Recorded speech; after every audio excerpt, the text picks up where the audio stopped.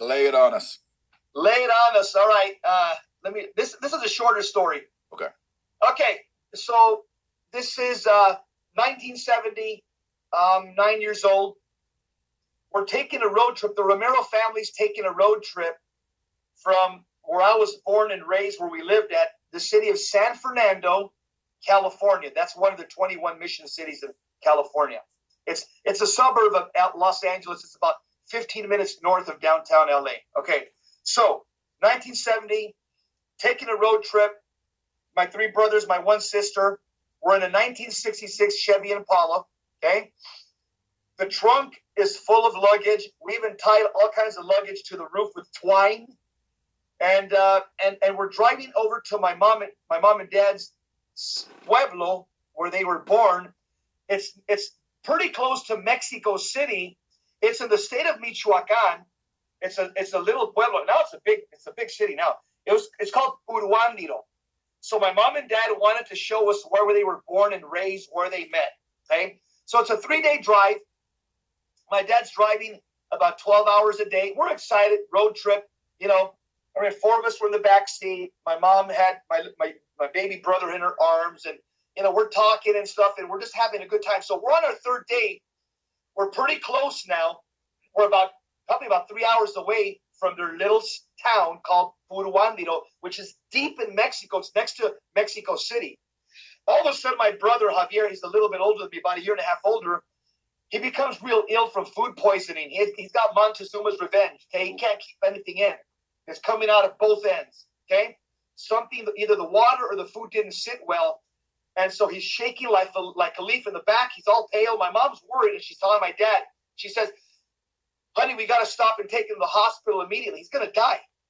My dad says, "We're about 3 hours away. I can make it. We're about 3 hours away." Sounds like a dad. Yeah. To Puruándiro. I know where the hospital is at in our hometown. I don't know where we're at right now. Okay, I don't know. We're in the desert. I don't know where we're at. Remember, pre-cell phones, pre-GPS, none of that stuff. And I overheard my dad. He told my mom that he didn't want to stop here in the desert in Michoacan. He goes, "I don't know where we're at. A, B."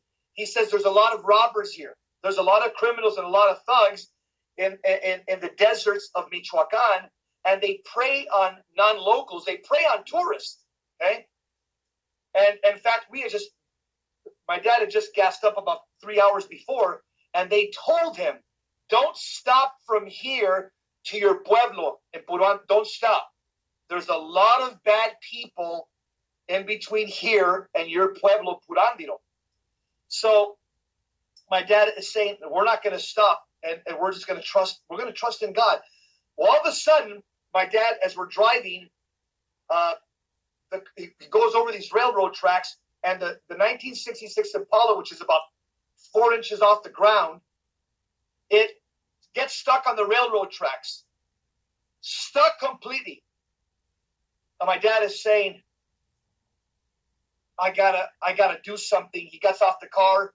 He's trying to look under. He sees this thing is. He tells us all get off the car. We're all pushing, trying to dislodge it. Nothing. My dad grabs a flashlight. He tells my mom. He says, "Take the kids about 100 feet away.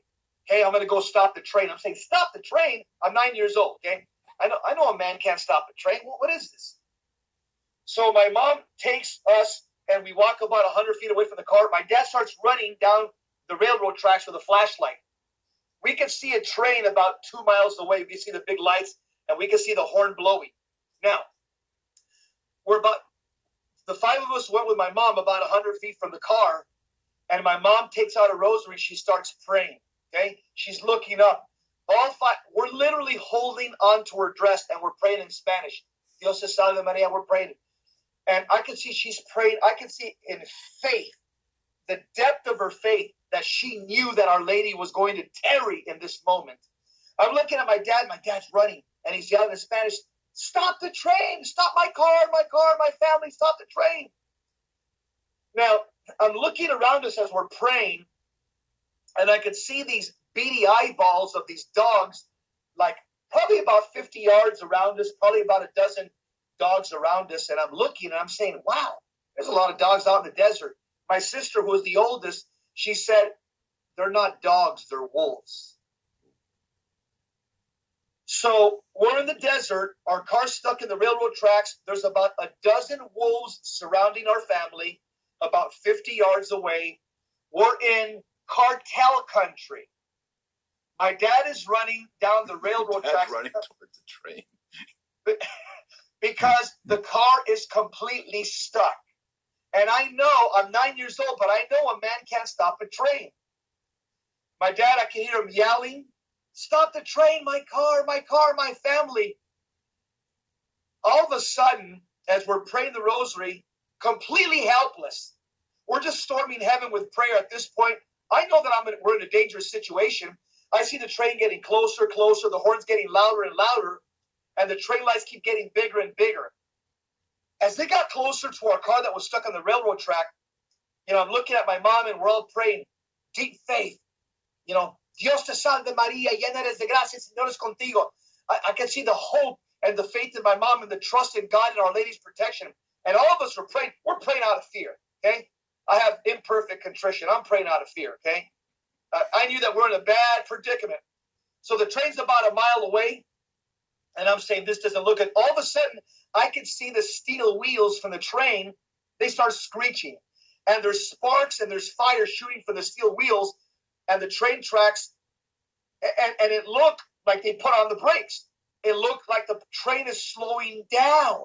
We could see fire coming out of all the wheels. It's about 100 cars. It's got about 6 engines. It's a huge train.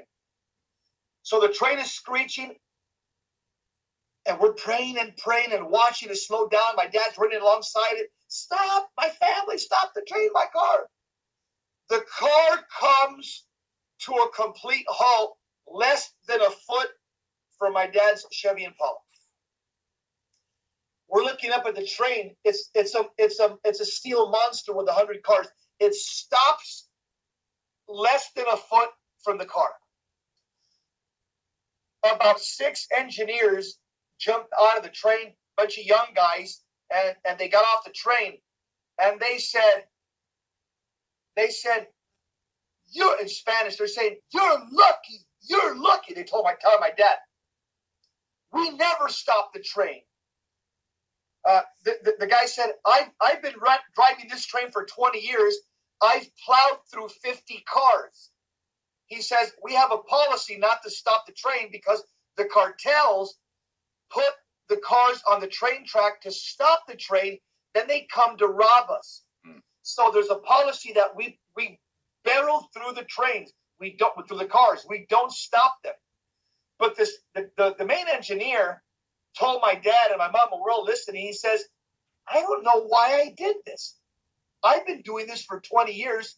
I never stopped the train, but something moved me in my heart to make an exception this one time and to stop the train."